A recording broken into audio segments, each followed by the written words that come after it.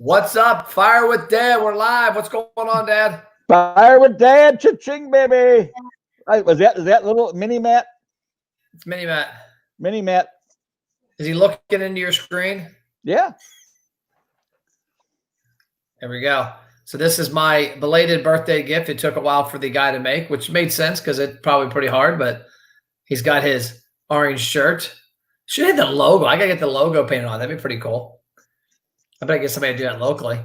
Orange shoes. Pretty similar hair. Yep. Well, thank you. Thanks, Mom. Thanks, Dad, for my birthday gift. I won't hold it against you. Birthday gift. I think there's a 2-present penalty that since it's 2 months late, there should be 2 more gifts coming.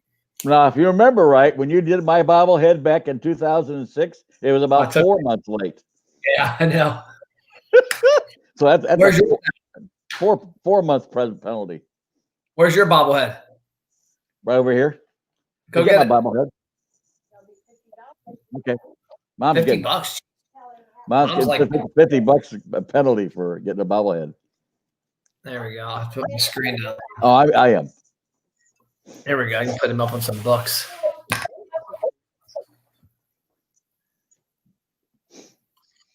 You got it? She's got it right here. Are you wearing a Cubs jersey? Yep. Opening. Yeah. See it? Yeah, I see it now. Turn around. No, there, that way. Down. Oh. This one. That's you. Miniature dude. So we both have bobbleheads now. We're both famous in our own houses. Exactly. Famous in our own minds. So, oh, he just lost his glasses. What? So how was your week so far, business wise? Anything new and exciting? Anything different? Yeah, I got a new client. Well, outside of a new client, like anything business wise? Well, what do you mean by that? Any ideas? Anything? Any observation? A conversation you had with a client? A networking event you went to? Well, one thing I've noticed is that I had a coaching session with my client yesterday, and it was one of my clients, and she said, you know, now that this virus is over, or the pandemic and the places are opened up, I got to go networking. She says, so we need to have a coaching session back to me networking again. So we worked on her tagline, worked on her stories and conversations and how to get things going networking again. Because she's been stuck in a cave for 3 months trying to brush up the skills. Yep. I still haven't went to a networking event. I don't think any of the ones I've been involved with have had a live event yet. So it's probably another month or 2 away. Well, I've been to one, and then I'm going to another one the 27th, I think it is, at that new what they call brewery, or what do they call those things? Those craft beer places, the Third Eye up there in Sharonville. Okay, cool. Now here's another bobblehead here. No. The turtle? That's Mom's seashell. Okay. Mom's fishing. You know, something, it's funny you mentioned brushing up on the skills. Something I noticed is the number of people I've talked to that do what I do or do similar stuff with regards to business consulting. It's a lot of them just stopped doing a lot of the things they always did. They got out of a routine, and now they're digging themselves out of it, trying to get back into it. And you know, I talked to a guy the other day. He's like, "Man, I can't figure out why. You know, I know business is dead because of what's happening in the economy." It's like, but like, you're killing it, Matt. Why? And I said, we never stopped. Like, I never stopped doing Facebook Lives, doing LinkedIn. I never stopped doing online networking. I never stopped my ads. I never stopped my outreach. You know, I stopped probably from April and a little of May. I stopped asking for business the way I traditionally did because I wanted to be a little more cognizant of the conditions people, I guess that's the word, the conditions they were in. But I never stopped marketing my business. Well, I did my coaching. I actually stepped it up because of the fact that everybody was doing things on Zoom. It allowed me to do a lot more networking events than I normally do. So I ended up going to like 4 or 5 different chambers on their monthly meetings and their webinars and different things that they were doing.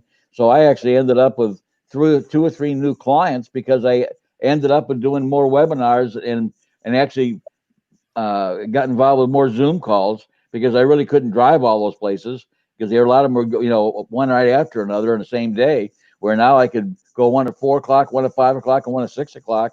And I actually did more stuff.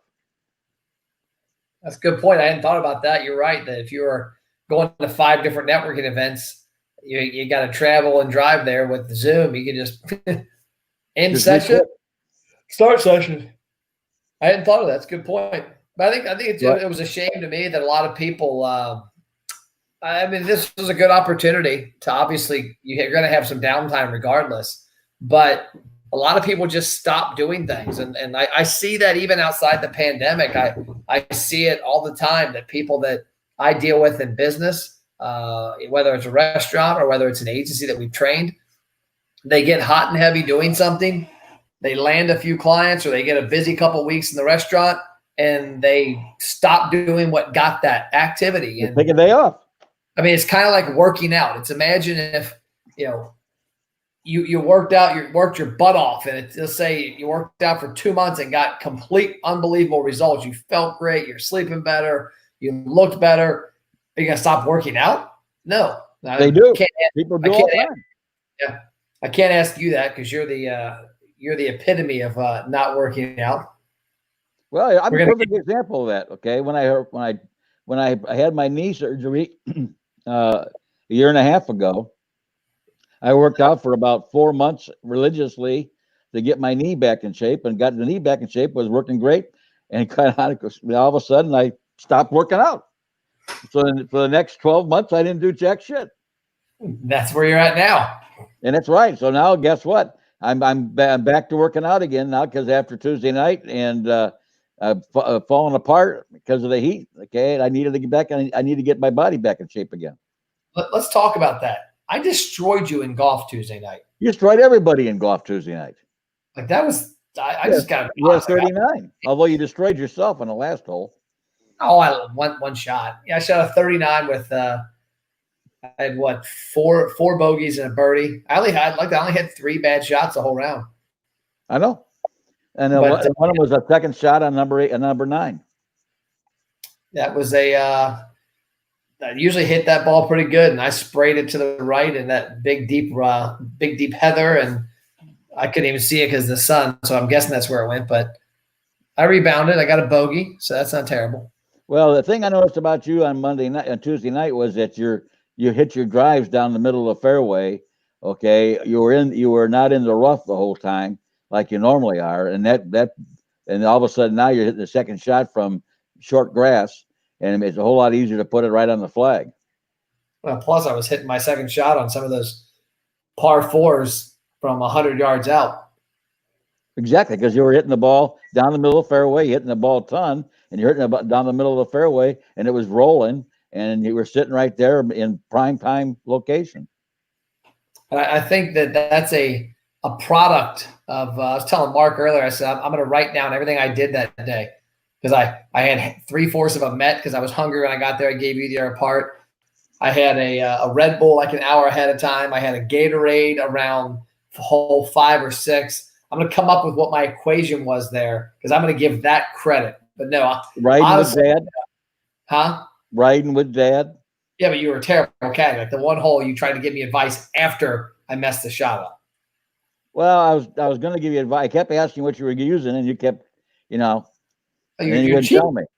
I thought you were cheating. I thought you were gaming the system. Maybe you were online betting or something. Yeah, right.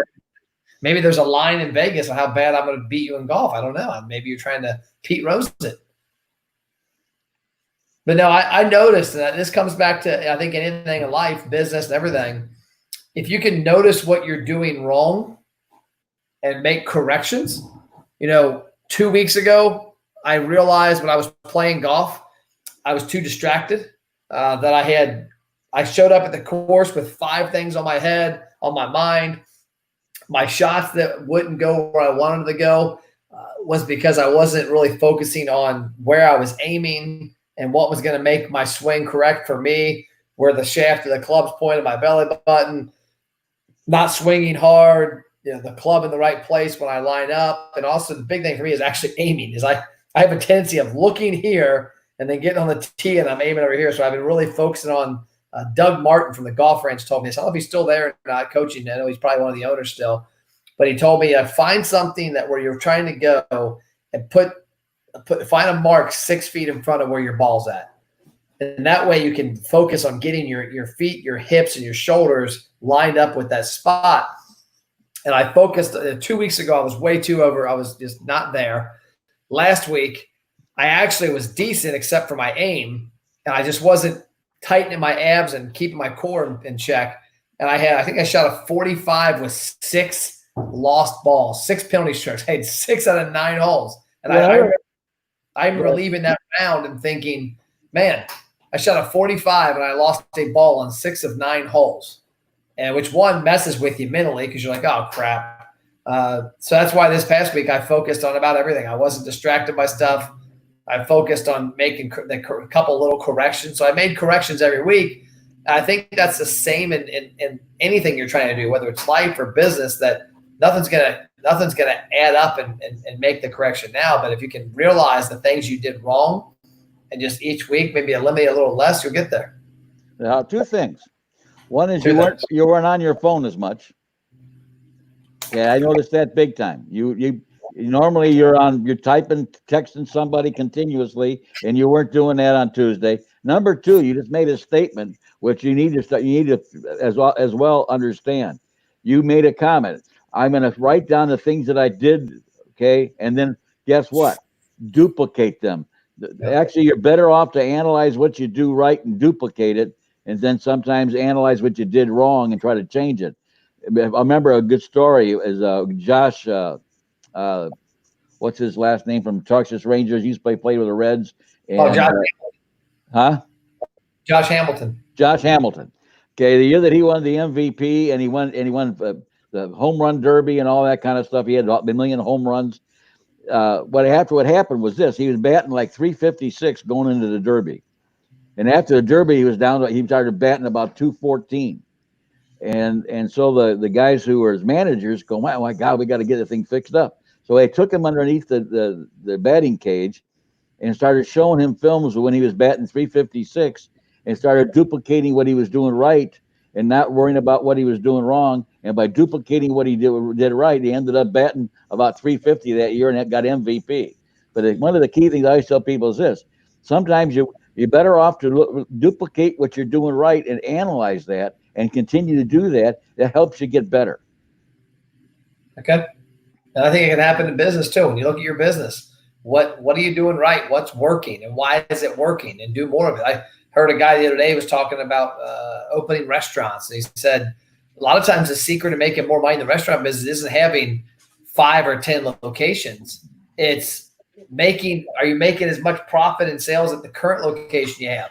Find what you're doing well and do it even better and amplify it and not worry about a 2nd, 3rd, or 4th location. Yeah. I always tell people, if you're making a sale, okay, and you made the sale, what did you do right? What did you say? What was the things that caused that sale to happen? And if you can continue to do those things, okay, you start to get a whole lot better and you get more proficient at it. And all of a sudden, you don't make those mistakes. It's like Saban said in Alabama. He says, practice. We don't practice until we can't. We don't practice until we get it right. We practice so we can't ever get it wrong. You said something there that reminded me of a story a guy told me, and this was pre-COVID, so now it's a little different. But of course, I guess really not. But when dine-in comes back, it'll be different. But he was analyzing the days that he had his sales and his reviews were the best. He was looking at when he got the most positive reviews and when his sales were best, when his upsells were higher, when people were buying the desserts and the appetizers. And he noticed a trend of these servers who were working. And he's like, you realize you've got better servers and worse servers. You got all-stars, you got average, you got bad. He's like, but it was wild to look and see the impact that certain servers had on a weekly night sales, because people came when they worked because they knew they worked because they were regulars, because also people that came that had a better experience, were more inclined to order a little more. And then you also could see a correlation between, we had 5 positive reviews on Facebook and Google last night. We didn't have any 2 nights before. And you look and see who's working and who's not. Yep, exactly right.